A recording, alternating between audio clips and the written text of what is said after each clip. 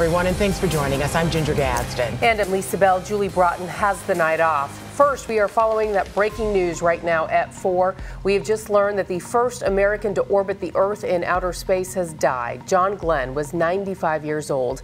We found out yesterday that Glenn was in the hospital in Ohio. He had been admitted in a cancer hospital there. Just within the last hour, we found out the space pioneer who put Cape Canaveral on the map has passed away. Reporter Danielle Nottingham has the story. John Glenn. John Glenn traveled into space and returned an American hero. 3, 2, 1, 0. On February 20th, 1962, Liftoff. Glenn became the first American to orbit the Earth. The clock is operating. We're underway. The historic trip came in the midst of the Cold War. The Soviet Union had already sent 2 cosmonauts into orbit.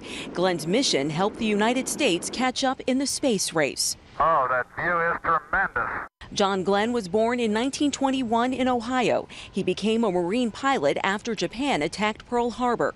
Glenn would go on to fly nearly 150 missions during World War II and the Korean War. His experience and skill caught NASA's attention.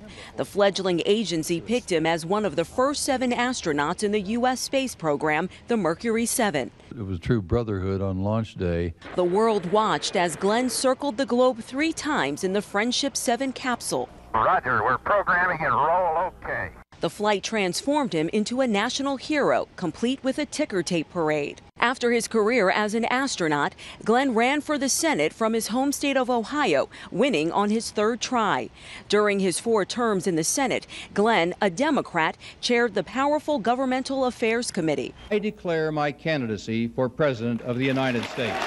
He ran for the nation's highest office in 1984, but his bid never picked up steam. Glenn's political career took another hit in the late 80s when he got caught up in the savings and loan scandal.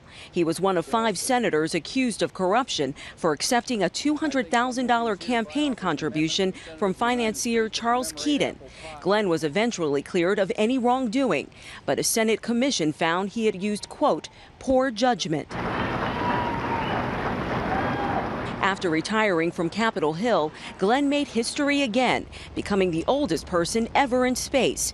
At the age of 77, Glenn joined the crew of the Space Shuttle Discovery to research the aging process. To help older people here on Earth escape some of the frailties of old age.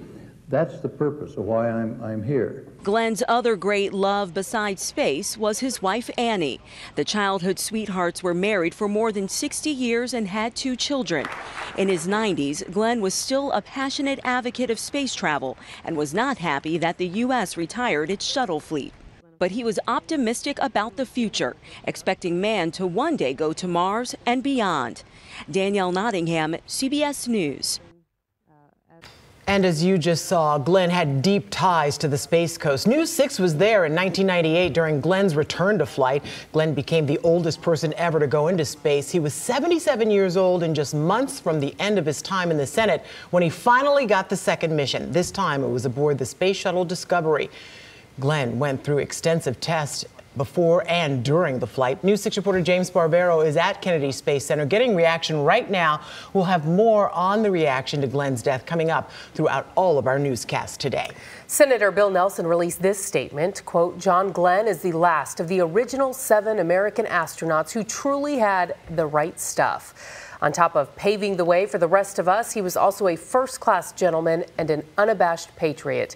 He leaves his wife, Annie, who always stood by him as he ventured into the unknown cosmos. Ohio Governor John Kasich released this statement, quote, John Glenn is and always will be Ohio's ultimate hometown hero, and his passing today is an occasion for all of us to grieve. As we bow our heads and share our grief with his beloved wife, Annie, we must also turn to the skies to salute his remarkable journeys and his long years of service to our state and nation. Though he soared deep into space and to the heights of Capitol Hill, his heart never strayed from his steadfast Ohio roots. Godspeed, John Glenn. And we are continuing to follow this story on clickorlando.com, powered by News 6, and throughout the rest of this afternoon here on air.